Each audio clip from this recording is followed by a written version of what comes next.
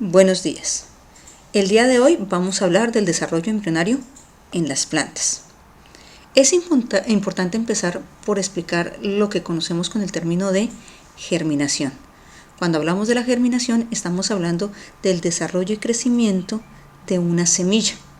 Usualmente, cuando hablamos de esto, estamos hablando de cómo la semilla que es plantada genera unos cambios internos por los cuales nosotros podemos observar en primera instancia que la semilla se humecta, agranda su tamaño y que de ella comienza a salir una pequeña ramita. A esta pequeña ramita le conocemos con el nombre de radícula y decimos que esta radícula va en sentido de la gravedad, es decir, tiene un geotropismo, por tanto va hacia el suelo y comienza a generar pelos radiculares. Y aparece una parte media que se conoce con el nombre de hipocótilo. En este hipocótilo se va a generar un fototropismo por el cual se va a desarrollar la plúmula y por tanto se dará la germinación hipogeal, que es lo que nosotros vemos como unas hojitas que le aparecen a la planta, mientras que por debajo de la semilla vamos a ver los pelos radiculares que van a aparecer una pequeña raíz. Esa es como la información general que se da sobre la germinación. Pero, ¿qué pasa realmente dentro de esta semilla para que todas estas cosas sucedan? Vamos a ver. Cuando hablamos de germinación tenemos que tener en cuenta que no todas las semillas son iguales. Vamos a empezar a hablar de las semillas dicotiledóneas, semillas que tienen dos cotiledones, como por ejemplo el frijol. Cuando tú abres el frijol ves que hay dos cotiledones en la semilla, ¿cierto?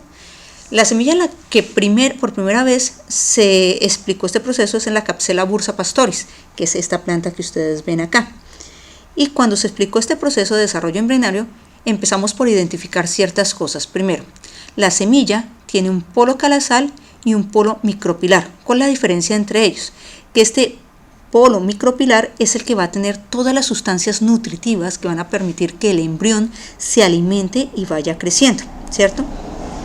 A partir de esta célula terminal se va a formar el embrión y vamos a ver que hay una división doble en esta parte de la célula terminal que está en sentido vertical y vamos a ver otra división doble que está en sentido horizontal en esta parte de la célula micropilar. Este embrión va a dar lugar a otra división que se va a dar en el primer cuadrante y a la formación de la hipófisis. Bien importante porque nos va a determinar qué cosas van a ir para arriba y qué cosas van a ir para abajo. ¿Listo? Aquí en este cuadrante se va a formar el octante, es decir, primero nos vamos a dividir en 2 para después dividirnos en 4 para después dividirnos en 8. Y en la parte de abajo se va a quedar lo que llamamos la célula basal. A partir de este octante se va a formar la protodermis y se va a dar comienzo a lo que llamamos el embrión globular. Este embrión globular va a dar paso al embrión cordiforme. Este embrión cordiforme es muy importante porque él va a formar el procambium, el hipocótilo y el córtex. De ellos se va a formar el meristema fundamental, que es el que nos va a permitir formar el embrión como tal. Si ustedes se dan cuenta, aquí tenemos la plúmula, que es esa parte que va hacia arriba, y vamos a ver cómo de la caliptra hacia abajo se va a formar lo que va a dar lugar a la radícula. ¿Listo? Ahora, en las plantas monocotiledóneas, la planta con la que se ha explicado mejor ese proceso es con la Sagitaria, que es esta planta que ven acá, ¿cierto? Y vamos viendo cómo la semilla va a formar primero dos divisiones y a eso le llamamos el proembrión bicelular. Este proembrión va a tener una tercera división y va a llamarse proembrión tricelular, hasta que por primera vez se va a formar el cuadrante, mírenlo acá, mientras que esta parte va a quedar como el suspensor. Una vez que se forma este cuadrante, se puede formar lo que conocemos como el embrión globular.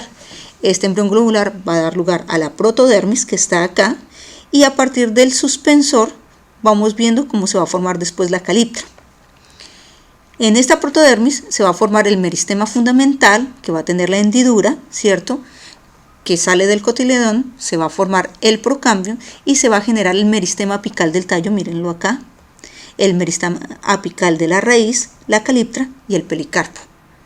Y a partir de eso vamos a tener una nueva plantica. Ahora, en fotos reales, Esta es la semilla de Theobroma cacao, es decir, la planta del cacao. Vemos cómo esta semilla se abre y al abrir la semilla, que es dicotiledónea, mire, tiene 1 y 2 dicotiledones, vemos cómo está aquí el embrión, ¿sí lo ven? Este embrión se puede retirar y se ve de esta manera. Es decir, se retira de todo este tegumento, de toda esta sustancia que es nutricia para él. ¿Para qué haríamos eso? Pues para poderlo sembrar in vitro. Miren, acá. Cuando se siembran estos embriones in vitro, lo que se está buscando es sembrarlos en un lugar aislado de bacterias, virus o cualquier contaminante. Se le pone un medio de cultivo enriquecido que le va a permitir crecer para dar lugar después a lo que es una planta de cacao, ¿cierto? Mírenla acá, que estas son las flores de la planta de cacao, estos son los frutos y por supuesto dentro del fruto vamos a encontrar nuevamente la semilla. Espero que este tema haya quedado claro.